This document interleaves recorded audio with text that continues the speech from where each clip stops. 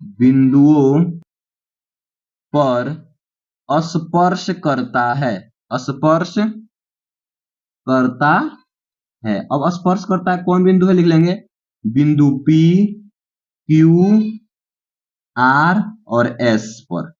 किस पर? बिंदु P, Q, R, S पर क्या करता है? स्पर्श करता है।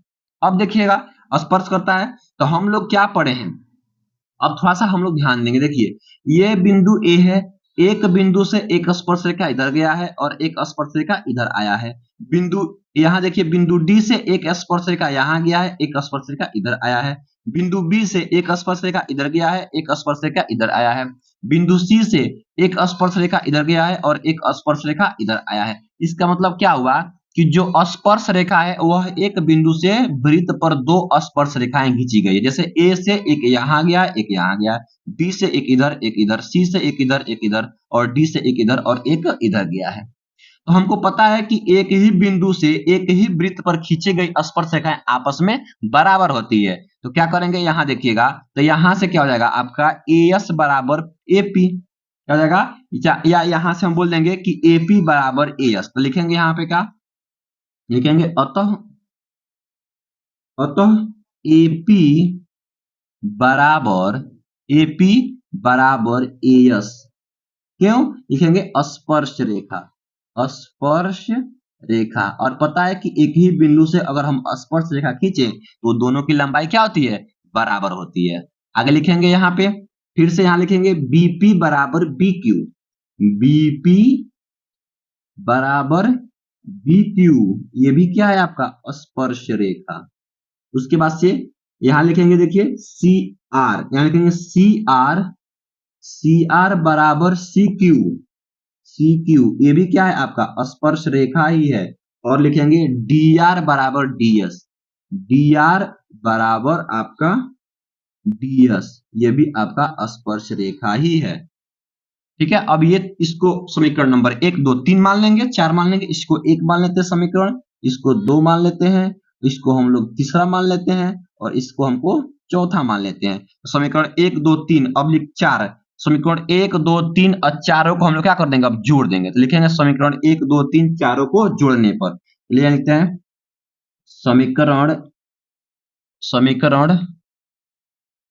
1 प्लस 2 प्लस 3 प्लस 4 से, तो समीकरण 1 2 3 4 से समीकरण 1 2 3 4 को जोड़ेंगे तो दायां पक्ष दायां में और बायां पक्ष बायां में, तो यहाँ हो जाएगा AP plus BP plus CR plus DR बराबर AS plus BQ plus CQ plus DS। ठीक है ना। अब देखेंगे चित्र में, देखिए ध्यान से, यहां दिया गया AP, देखिएगा AP और प्लस BP, तो AP और BP को और हम जोड़ दें तो आपका AB बनेगा, तो यहाँ AB लिख सकते हैं। प्लस देखिए CR और DR को जोड़ेंगे तो आपका CD बनेगा, क्या बनेगा? आपका CD बनेगा, तो यहाँ CD लिख देंगे या DC लिख देंगे बराबर। अब देखिए यहाँ AS और DS, तो यहाँ AS है और यहाँ DS है, तो एक पास कर लेंगे AS प्लस आपका DS, अब फिर प्लस BQ प्लस आपका CQ, यहाँ लिखेंगे AB प्लस CD बराबर, देखिए AS और DS, यहाँ देखिएगा चित्र में AS और DS आपका AD हो जाएगा, तो AD अब प्लस BQ प्लस CQ, देखिएगा यहाँ पे BQ प्लस CQ क्या हो जाएगा? आपका BC हो जाएगा, तो आपका ये हो जाएगा BC हो जाएगा। और इसी को हम लोग क्या करना था? सिद्ध करना था, तो क्या हो जाएगा? आपका यही हो जाएगा इति सीधम। तो लिखेंगे यहाँ पे क्या? इति सीधम। ठीक है ना, इसको हम लोग ऐसे कर लेंगे। ठीक है, अब देखते हैं क्वेश्चन नंबर 5वां। आइए देखते हैं क्वेश्चन नंबर 5वां को। देखिए ये क्वेश्चन नंबर दिया गया 5वां और ये बहुत ही अच्छा क्वेश्चन है। ऐसा क्वेश्चन 6 नंबर में भी आ सकता है। लिखा गया है, यदि दिए गए आवृत्ति वितरण के आंकड़ों का माध्यक 28.5 है तो x और y के मान ज्ञात कीजिए। दिया है n बराबर 60, n का मान प्रेक्षणों की संख्या दे दिया गया n, ये आपका वर्ग अंतराल दिया गया है और ये आपका बारंबारता दिया गया है। चलिए अब इसको हम लोग हल करते हैं। सबसे पहले आप लोगों को क्या करना होगा देखिएगा। चलिए इसको हम लोग हल करके प्रयास करते हैं कैसे हल करेंगे। तो ऐसा क्वेश्चन अगर आपको आएगा तो सबसे पहले आप लोगों को बनाना है ऐसे सारणी। क्या बनाना है? सारणी। यहाँ लिखिएगा आप लोग वर्ग अंतराल, इसको देख लिखिएगा आप लोग वर्ग अंतराल, चाहे वर्ग अंतर लिखिए, वर्गांतर लिखिएगा। और यहाँ पे आप लोग लिखिएगा बारंबारता। क्या लिखेंगे? बारंबारता।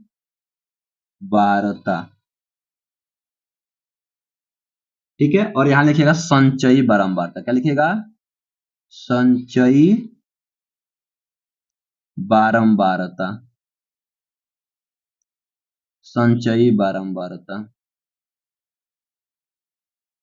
ठीक है। अब देखिए ये आपका वर्ग अंतराल दिया है 0 से 10, 10 से 20, 20 से 30, 30 से 40, 40 से 50, 50 से 60। यहाँ लिखिएगा 0 से 10, 10 से 20, 20 से 30। ठीक है। और लिखिएगा आप लोग 30 से 40, 40 से 50, फिर 50 से आप लोग लिखिएगा 60। ये हो गया। अब बारंबारता इसके सामने क्या है? 5, तो यहाँ 5 लिखिएगा। इसके सामने क्या है? x, तो यहाँ x लिखिएगा। इसके सामने क्या है? 20, तो 20 लिखिएगा। इसके सामने क्या है? 15, तो 15 लिखिएगा। और इसके सामने क्या है? y, तो y लिखिएगा। और इसके सामने क्या है? 5, तो यहाँ पे 5 लिखिएगा। अब हमको लिखना है क्या? संचयी बारंबारता। क्या लिखना है? संचयी बारंबारता। तो संचयी बारंबारता देखिए कैसे निकालते हैं। सबसे पहले जो यहाँ पे बारंबारता दिया गया पहले वाला, उसको तो ऐसे ही एज इट इज लिखना ही होगा, ऐसे सेम टू सेम। तो 5 लिख देंगे। अब क्या करेंगे? ऐसे तिरछा तिरछी जोड़ के लिखेंगे, जिग जैग मोशन में। और 5 में x जोड़ेंगे तो क्या हो जाएगा आपका? x plus 5। और फिर x प्लस 5 में 20 जोड़ेंगे, यहां लिखेंगे। तो 20 और x प्लस 5, तो 20 और 5 25, और x, तो x प्लस आपका कितना हो जाएगा? 25। फिर अब 25 और 15 जोड़ेंगे, तो 25 और 15 कितना होगा आपका? 40x। लिखेंगे x प्लस आपका 40। ठीक है। फिर 40 में y को जोड़ेंगे तो हो जाएगा x प्लस y प्लस 40। और फिर हम x प्लस वाई प्लस 40 में क्या जोड़ देंगे? हम लोग जोड़ेंगे यहाँ पे 5। तो क्या हो जाएगा? x प्लस वाई प्लस 40 और 5 आपका हो जाएगा 45। बस इतना करना था। अब देखिए यहाँ पे यहाँ लिख लेंगे जो दिया गया है n का मान। तो n यानी प्रेक्षणों की संख्या आपको क्वेश्चन में दिया गया 60, 60 लिख लेंगे। जो माध्यक दिया गया, माध्यक बराबर आपका दिया गया है कितना? 28.5 दिया गया है। 28.5 दिया गया। और x और y का मान निकालना। चलिए देखिए कैसे निकालेंगे। सबसे पहले क्या करना है देखिए, ये क्वेश्चन में ना हमको सबसे पहले क्या करना है, जो आप लोगों को दिया है उसको देखेंगे। देखिए माध्यक वर्ग दिया गया, माध्यक इतना 28.5 दिया गया है। तो ये जो 28.5 आएगा वह किस वर्ग अंतराल में आएगा? तो आपका वर्ग अंतराल इसमें आएगा 20 से लेकर के 30 में, इसी में आएगा। चलिए देखते हैं। आपको इसी में आएगा 20 से लेकर के 30 में आएगा, यहां से लेकर के यहां। ठीक है ना। तो जो वर्ग अंतराल आएगा, जो इसका लोअर सीमा, इसी को L मानेंगे। जो 20 है इसको क्या मानेंगे? L। तो यहां से L का मान कितना आएगा? L बराबर आपका आ जाएगा 20 आ जाएगा। अब देखिए इसी का जस्ट 20 वाला बारंबारता f का मान आएगा ये 20, इसको f मानेंगे। क्या मानेंगे इसको? हम लोग f मानेंगे, इसी के सारणी वाले में इसको f मानेंगे। तो कितना आएगा आपका? f इक्वल टू कितना आ गया आपका? 20 आ गया। और इसी का संचयी बारंबारता जस्ट इसके ऊपर वाला, किसको मानते हैं देखिएगा यहाँ पे। तो अब हम लोग CF मानेंगे, तो जस्ट इसके ऊपर वाला CF ये होता है, तो इसको मानेंगे। इसके ऊपर वाला ये होता है CF, x प्लस 5। यहाँ लिख लेंगे क्या? CF बराबर क्या हो जाएगा आपका? x प्लस का 5। x प्लस का 5 हो गया। कितना हो गया? अब देखिएगा L निकल गया। और इन दोनों का अंतर 20 से 30 है ना, तो कितना का अंतर है? 10 का। तो ये आपका h हो जाएगा, वर्ग माप, यानी कि h बराबर आपका कितना हो जाएगा? 10। ठीक है ना। h बराबर 10 हो गया। और हमको निकालना है n/2। तो n का मान दिया गया 60। तो अगर हम n/2 निकालें तो क्या हो जाएगा आपका? 60/2 यानी कि 30। यहाँ लिखेंगे कि n/2 आपका कितना आएगा? 30 आ जाएगा। अब देखिए माध्यक निकालना है तो माध्यक का सूत्र लिख लेते हैं सबसे पहले। चलिए माध्यक का सूत्र लिख लेते हैं। तो माध्यक बराबर क्या होगा आपका L प्लस, क्या हो जाएगा आपका L प्लस और बड़ा ब्रैकेट लेंगे N/2 माइनस CF और पूरे का बट्टा आपका यहाँ पे हो जाएगा F और ये ब्रैकेट बंद कर देंगे और इनटू में क्या होगा आपका यहाँ पे H हो जाएगा। अब इसका मान भर देते हैं, आपका आंसर आ जाएगा। तो माध्यक हमको दिया गया कितना 28.5, तो आपका माध्यक 28.5 भर देंगे इक्वल टू L का मान आपका निकाल चुके हैं देखिए 20, तो L का मान हम लोग क्या भर देंगे यहाँ पे 20 भर देंगे।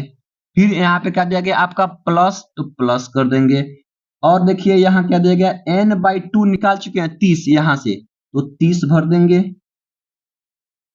फिर माइनस CF क्या दिया गया आपका देखिए माइनस है यहाँ पे, तो CF है आपका CF x प्लस 5, तो x और आगे लगा है माइनस, तो ये भी माइनस का 5 हो जाएगा,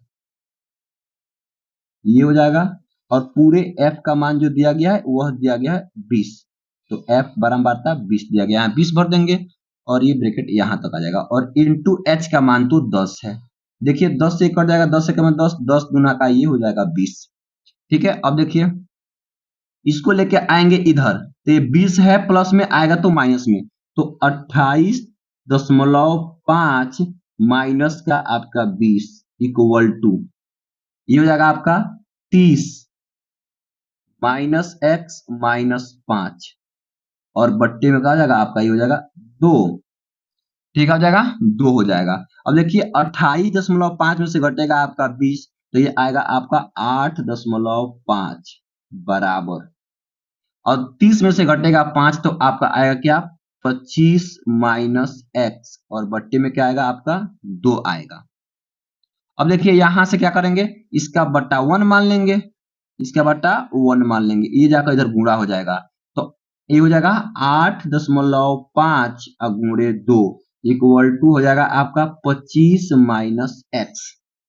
और देखिए 8 दूना 16 और 5 10 यानी कि हो जाएगा आपका 17 बराबर हो जाएगा 25 माइनस x, और 25 को जब इधर लेके आएंगे तो प्लस में होगा तो माइनस में हो जाएगा, तो 17 माइनस आपका 25 इक्वल टू कितना हो जाएगा माइनस का x, और 25 में से घटेगा आपका 17, तो यहाँ पे आपका आ जाएगा देखिए 3 और 5 हो जाएगा यहाँ पे 8, माइनस का 8 आएगा, माइनस का 8 और इक्वल टू माइनस का x आएगा।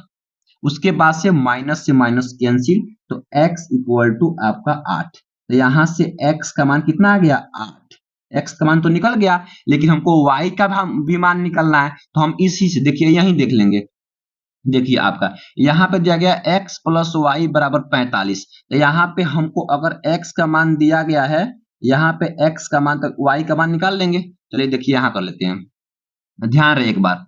अब हमारे पास x का मान 8 आ चुका है और y का मान क्या भरना है, चलिए यही भर देंगे। तो जब हम लोग क्या करेंगे यहाँ पे देखिए, तो यहाँ x प्लस वाई प्लस 45 बराबर क्या दिया गया है आपका, यहाँ पे ये होता है आपका 60 के बराबर। क्यों होता है देखिएगा, हमेशा जो आपका n का मान ये योगफल आता है जो लास्ट वाला जोड़ते हैं वह ये इस लास्ट के बराबर होता है, यानी कि यहाँ x प्लस वाई प्लस 45 के बराबर ये n का मान होता है। तो यहाँ पे देखिएगा तो x प्लस वाई प्लस 45 बराबर 60 दे दिया गया है, तो y का मान यहाँ पे हमको निकल जाएगा क्योंकि x का मान पता है, तो x का मान यहाँ पे हम 8 भर देंगे, तो 8 अब प्लस y अब प्लस आपका यहाँ पे 45 इक्वल टू हो जाएगा यहाँ पे 60, तो क्या हो जाएगा यहाँ पे 8 प्लस y और यहाँ 60 और इसको भेजेंगे तो माइनस का 45, तो क्या होगा plus 8 plus y equal to, अब इसमें घटेगा तो आएगा 15, क्या आएगा यहाँ पे 15। अब y इक्वल टू क्या आएगा, ये हो जाएगा 15 और ये जाएगा तो माइनस का 8, यहाँ से y इक्वल टू कितना आ जाएगा, यहाँ से y इक्वल टू 7 आ जाएगा। तो x का मान आपका 8 और y का मान आपका 15, तो लिख लेंगे यहाँ पे अतः x बराबर 8 तथा y बराबर आपका 7, यही क्या हो जाएगा आपका आंसर हो जाएगा। तो ऐसे आप लोग इसको हल करेंगे, ये आपको 4 में 4 नंबर बिल्कुल देके जाएगा, ठीक है ना। अब देखते हैं क्वेश्चन नंबर आपका देखेंगे हम लोग 6ठा नंबर। देखिए ये क्वेश्चन बहुत ही आसान क्वेश्चन है, बस आपको थोड़ा सा दिमाग का उपयोग करना है। कह रहा है यहाँ पे देखिएगा, बोला है कि किसी कारण 12 खराब पेन 132 अच्छे पेनों में मिल जाए, यानी कि जो 12 खराब पेन है उसमें 132 अच्छे पेन को मिला दिया जाए, यानी कि मिल जाए तो क्या किया जाए, मिला दिया जाए। केवल देखकर यह नहीं बताया जा सकता कि कोई पेन खराब है या कोई अच्छा है, यानी कि हम लोग देख के नहीं बता सकते हैं कि ये खराब है या अच्छा है, सब पेन को एक तरह ही है। तो यहाँ लिखा गया है इस मिश्रण में से एक पेन या दृश्य निकाला जाए, यानी कि बिना देखे निकाला जाए, तो निकाले गए पेन के अच्छा होने की प्रायिकता क्या होगी। चलिए देखते हैं यहाँ पे। देखिए सबसे पहले देखिएगा जो खराब पेन दिया गया है आपका, यहाँ पे 4 नंबर क्वेश्चन दिया गया है। तो आपका खराब पेन कितना दिया गया आपका 12 दिया गया है, और अच्छा पेन आपका दिया गया है कितना 132 दिया गया है। तो कुल पेन कितना हो जाएगा, दोनों को मिलाएंगे तो कुल पेन आपका कितना निकलेगा। देखिए तो 132 आप प्लस का 12, यानी कि कुल पेन आपका 144 निकलेगा बिल्कुल, कुल पेन आपका 144 निकलेगा। तो यहाँ क्या बोला है देखिएगा कि पेन के अच्छा होने की प्रायिकता, तो हमको निकालना है क्या कि अच्छा होने की प्रायिकता, अच्छा होने की प्रायिकता। अब देखिए आप प्रायिकता अच्छा होने का, तो अच्छा पेन कितना है, केवल 12 ही है। अच्छा पेन नहीं, अच्छा पेन कितना है आपका 132 है, कितना है 132। तो ऊपर जो अनुभव है, जो आने की संभावना है 132, जो कुल जो टोटल है यानी कि एक दोनों को मिला देंगे तो आपका 144, यानी कुल प्रेक्षणों की संख्या कितनी है आपका 144।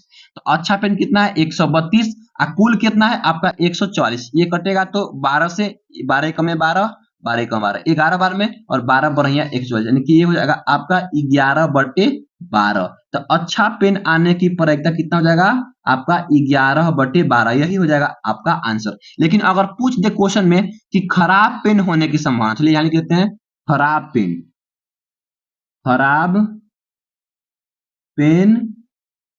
पेन होने की प्रायिकता।